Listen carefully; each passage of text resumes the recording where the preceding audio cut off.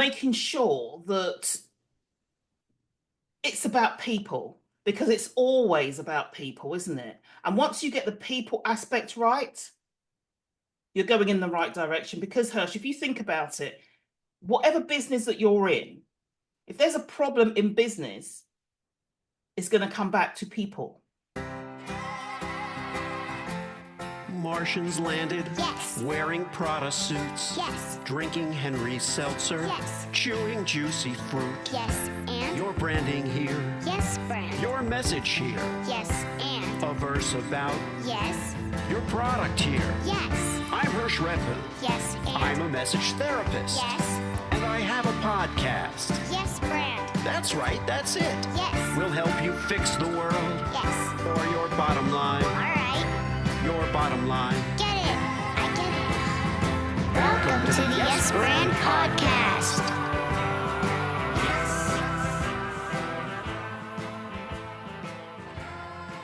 My guest today on Yes Brand is Toni McLelland. Toni's based in the UK. She splits her time between London, England, and Wales, and she serves a global roster of clients. She's an RSA Fellow, a critical friend, business mentor, and founder of the Compassionate organization framework and leadership model. She's inspirational. She's a people leader, and she's someone who passionately navigates the C-suite and board members through individual and business challenges, crisis and change management for future-proofing and sustainability in business. She's a business specialist for third sector, social, and public causes, which is something we talked about a little bit earlier, and I'd love to get into now, and has led organizations in this space for over 30 years.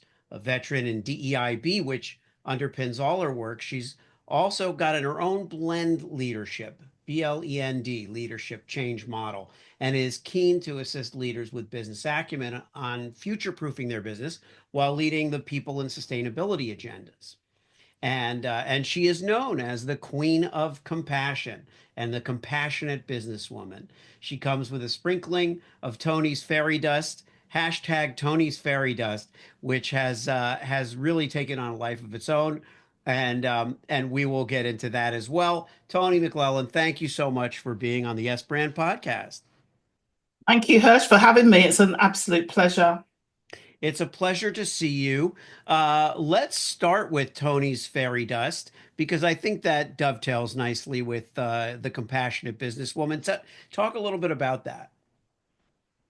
Well, I think that, I call it the Compassionate Businesswoman because they're two things that typically don't go together in the same sentence. So it's really compassion and business, and with a sprinkling of fairy dust. So I'm kind of like that problem solver. People call me when things are not going right, when they're going wrong, and they should call me earlier. But actually, I come in and that's me. I come in to fix things.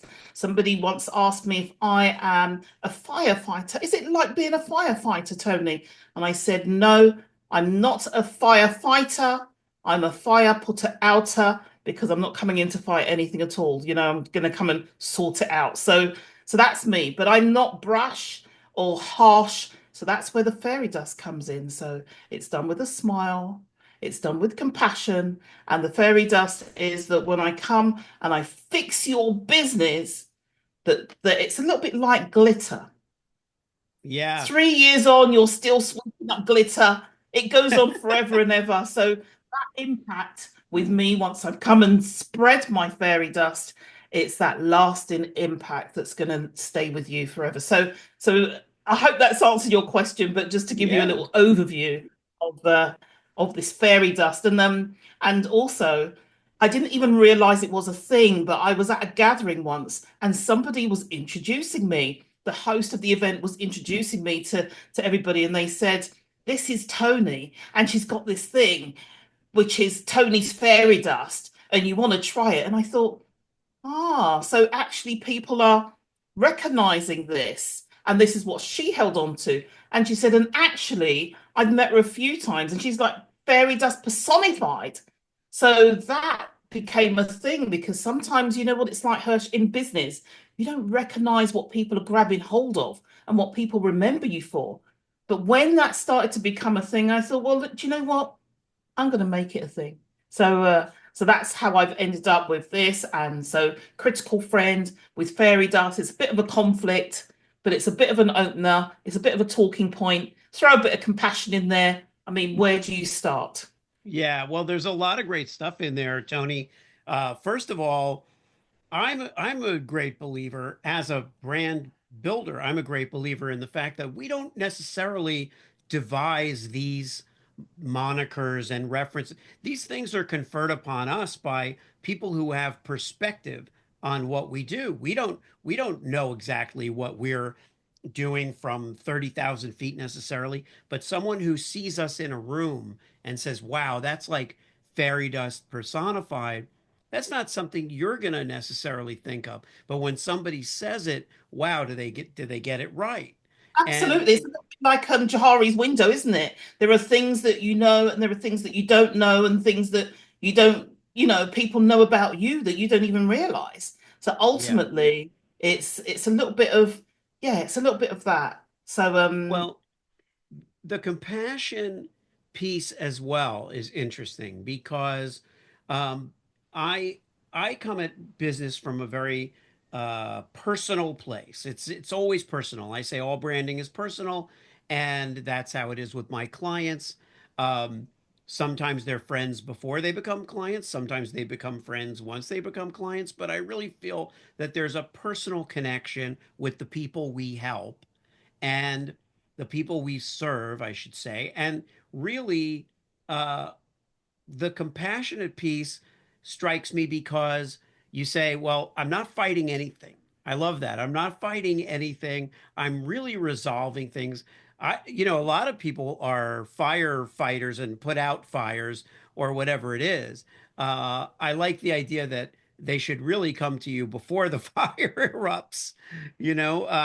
Tell me a little bit about the people you help and how you go about it. Oh, I help them in a variety of different ways, but I'll share that. I mean, I'm going to be what I'm trying to do is help them to fix their business problem, but at the same time make sure that they're personally okay. So that's the piece that is really, I'm not going to just go and fix the business problem and they're a little bit wobbly. I want to make sure that the two pieces are, joined. And I remember one Saturday afternoon, if I can just share really quickly, Sure. a young lady I was working with in business, she had a problem. I don't usually work Saturday. She called me Saturday afternoon and she was, oh, this and this and this, and, really going at it. So I gave her a few minutes. And then, so after that few minutes, I said, right, okay, there's only two things you need to worry about right now. And that is one, how are you going to pay me? And two, what color lipstick you're going to wear when you see me, because I'm going to take care of everything. And she started laughing for the first time within that conversation. I could feel her breathe easy. In that moment, it's like I've got Toni by my side because even if we don't know what we're going into, I'm going to be going in beside you. Yeah. We are going in together. So it's one of those put your best shoes on and your best foot forward because we're going in. Yeah. And so it's that whole thing of fixing your business situation, but making sure that you come out unwounded if possible, Yeah. unscathed. So that's how I kind of see my role. Yeah, it really conjures an image of a protector, of a shield, of a secret weapon in the nicest way. You know, Well, Well, I there's describe myself as not fluff. So I don't do fluffy. I yeah, will actually tell you as it is, but I will make sure that you're okay. And I'm going to support you. I'm not going to just tell you and leave you. I'm going to support you, tell you compassionately, find the best way um, to help you manage that information, and then we're going to solve it together. right. Now tell us where it came from. Where did this start? Well, that was it. That exact example I gave you of this lady that called me one Saturday Oh, afternoon. She was just so distraught. I didn't know what to say to her. And I didn't want to leave the call with her so distraught. So I thought, okay, what shall I do? And I said, look, do you know what? Here's some fairy dust. And she caught it, and instantaneously I felt her feel lighter. And I thought, so if she felt better after I gave her this imaginary fairy dust, then I can try it with a few other people. And then all of a sudden, people were asking for it. I could do, send me a sprinkling of fairy dust. I could do with a barrel full. I could do with, so people would start asking for this imaginary fairy dust. And it's very personable to me. So and when people ask me to describe it, do you know what I say, Hirsch? Yeah. You know what I say? It's What? not to be described, it's to be experienced. Perfect. Well, and Toni, where is the social entrepreneurism come from? There's a lot of mentorship that's going on.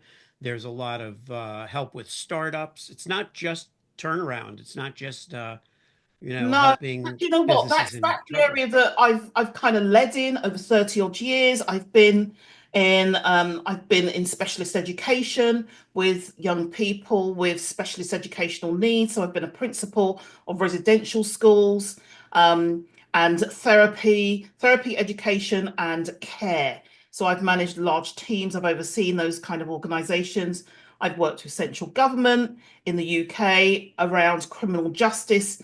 um, so I've been in those areas. I've been a chief exec of a social care organization. So those organizations at the business end, where you've really got to balance things like profit as well as compliance and make sure that the regulation is tight, but you've also got to sustain and future proof as a business. So it's not just all the compassionate pieces, it's the numbers adding up as well. So I've been at that numbers end.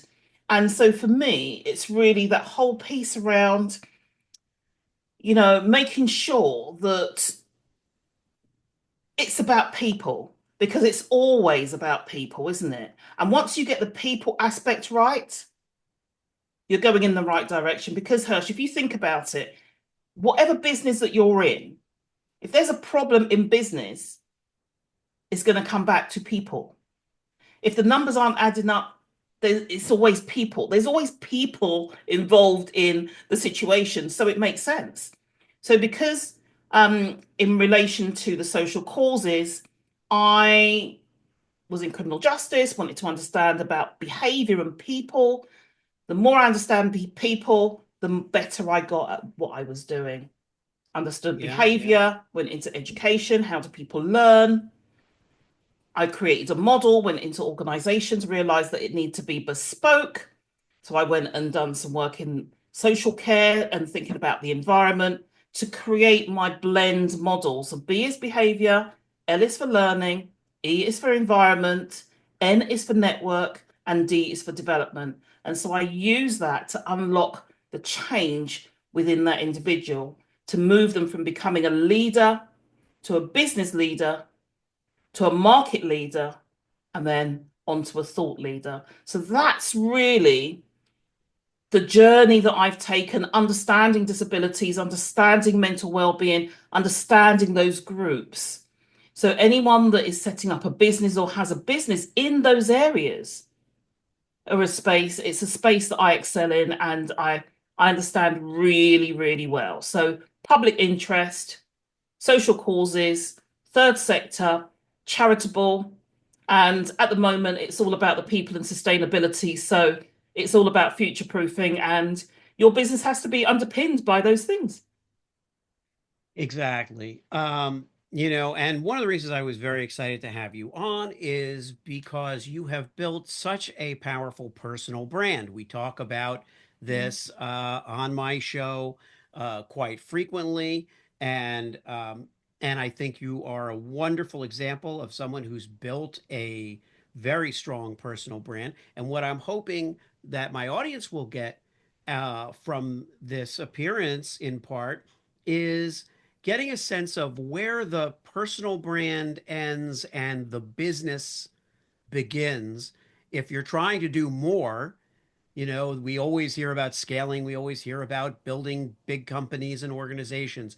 When you're so closely identified with the work, how do you separate it, or where do you separate Well, I'm always looking at ways that I can, multiply or the ripple effect, so I've got things like memberships, etc. But there's only a certain amount that you can do as an individual. My brand is so closely knitted with me as well and interlocked with my purpose. And my purpose is really the purpose of the business as well. So for me, when I work with associates and others in the team, I'm kind of the one that is overseeing particular aspects. I don't always get my hands dirty. I don't always have to be breaking my nails, Hirsch. You know, it?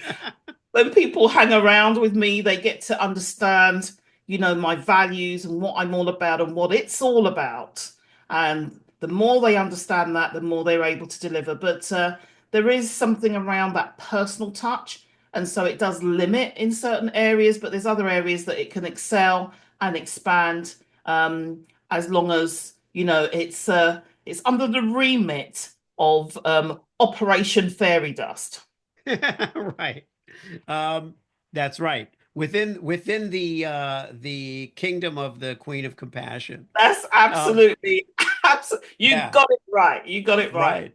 right. Um, so speaking of which, if you're looking at this year, next year perhaps, what are some things that are on the horizon or in the near future that you're particularly passionate about? Well, I'm really passionate about it's always people, like I just mentioned. So the more you understand people, the more that you can move those people from being a skill to, because I say that there's more to being a business leader.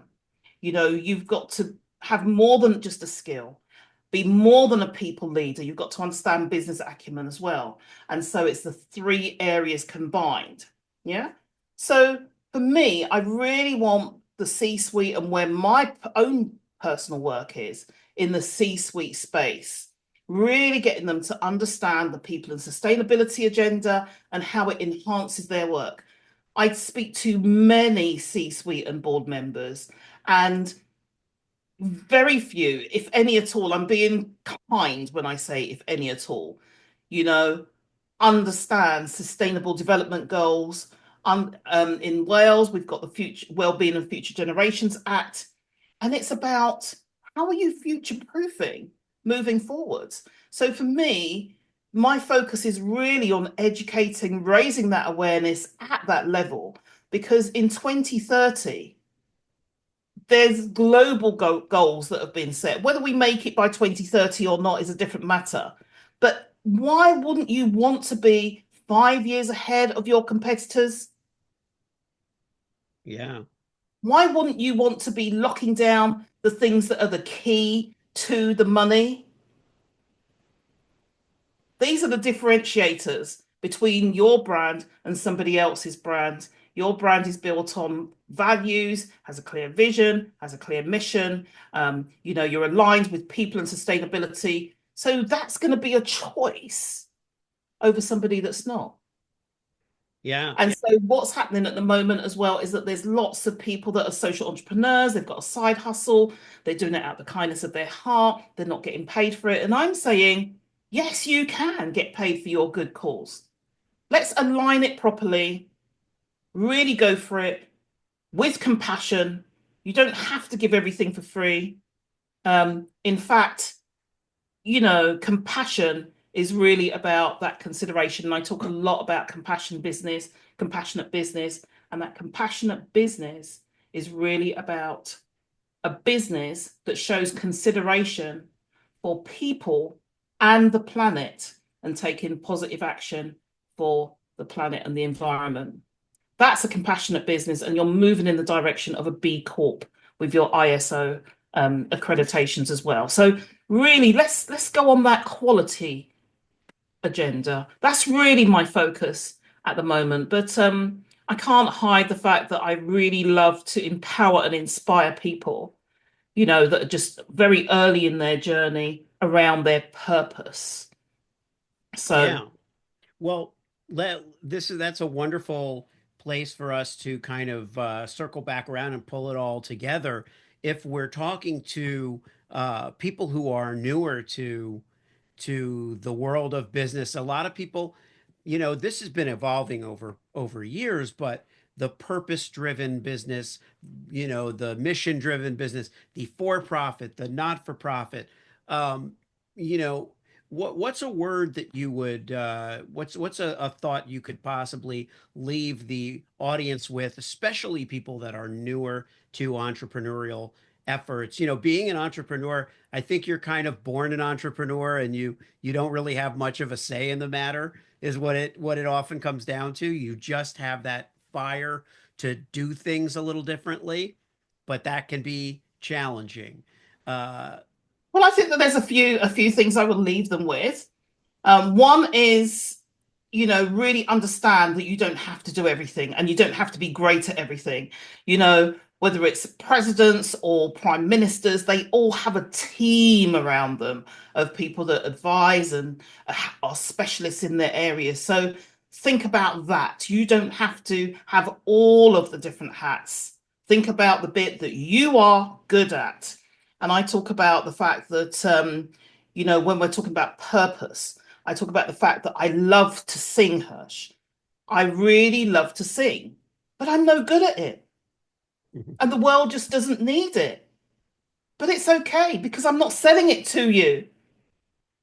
I can keep it as, and I think quite often we think about something that we really like to do and we get into business, and then, you know, we're just wondering why people aren't as excited as we are because we're no damn good at it. So the only thing I would say is be good at what you are doing and be the best and be better than other people are at it too.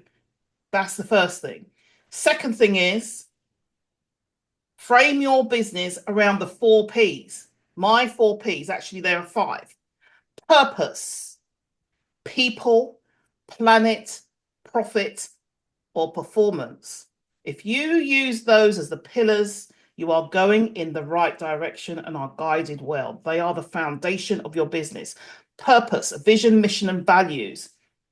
People, corporate social responsibility, diversity and inclusion, social value. Planet, sustainable development goals, environmental causes, etc. Profit or performance, depending on how you measure success. If you use those five, it covers everything, including your environmental, social, and governance pieces. So there are 4 key agendas: corporate social responsibility, diversity and inclusion, sustainable development goals, and environmental, social, and governance. Think about those. And the last piece that I will leave with your new social entrepreneurs is don't chase money, chase results, and then the money will chase you. Because if you concentrate on what you're really good at and do it really well, you will keep doing it because people will keep coming back. They will keep telling others about your business. And I think that in business, what tends to happen is people chase the money. We've nailed this deal, on to the next. But what they forget is that they've got to deliver some real great quality in the middle. Yeah. And they get compromised. So don't chase money, chase results. Focus in, get good results every single time, and the money will keep coming. And my little quip at the end is don't chase money, chase results, and the money will chase you. But don't forget to slow down occasionally for the money to catch you. That's right. That's right. Don't outrun the money See, that's either. absolutely it. I love it. I love it. I Don't did have, outrun the money. That's right. Slow down. yeah, The money's coming. Catch me, because catch we me. do know money can move quickly if we're not paying attention. Um, Absolutely. So, I would be remiss though if I didn't ask. Uh, I'm not sure what the climate is like in the UK right now. I know in the United States, mhm, the diversity, equity, and inclusion conversation is, in a precarious place. absolutely. Um, do you have any insights in that regard Yeah, for for our I listeners. always have insights. Yeah, of course. And what I would say is that the UK is in a very different situation to the US. But what I would say, whether you are in the US or the UK, don't worry, because if you think about people, how can that ever be off the agenda? Yeah. And the people, which is the second P in my model, if you think about social values, social capital, corporate social responsibility, environmental, social, and governance, the social is about people. So it might not be framed as diversity, equity, and inclusion. It might not be under that umbrella, but it's still under the people umbrella. So you frame it differently, and you're still going to stay ahead, because we all need people in business. It's all about people. Wonderful. Thank you, Toni. And let our audience know where they can follow you, find you, and gain more of your insights. Well, the hottest place is on LinkedIn. So Toni McLelland on LinkedIn. That's small CLELL. So Toni McLelland on LinkedIn. First Life Group, 1ST, that's the digit, number 1ST lifegroup.com. It's yeah, all of my work is shared there. But yeah, that's, I mean, I'm on all the usual platforms, First Life Group or Toni McLelland, and I'm there. Or just Thank Google you. me. Google Thank me, you. and it's That's all right. there. Or look at the show notes. It'll Or all look be at the there. show notes, even better. It'll all be Absolutely. there. Thank you so much, Toni, for coming on the show. Thank you so much for having me, and I think that what you're doing is fantastic. So keep up the great work. Thanks for having me. All right. If you liked the show, Yes, and it worked for you, yes, then. subscribe and leave a Yes, friend. 5-star review. Yes, friend. Tell all your friends. Yes, friend. Get your branding here. Yes, friend. Get your branding here. Yes, friend. Did I make it clear? Yes, friend. Get your branding on.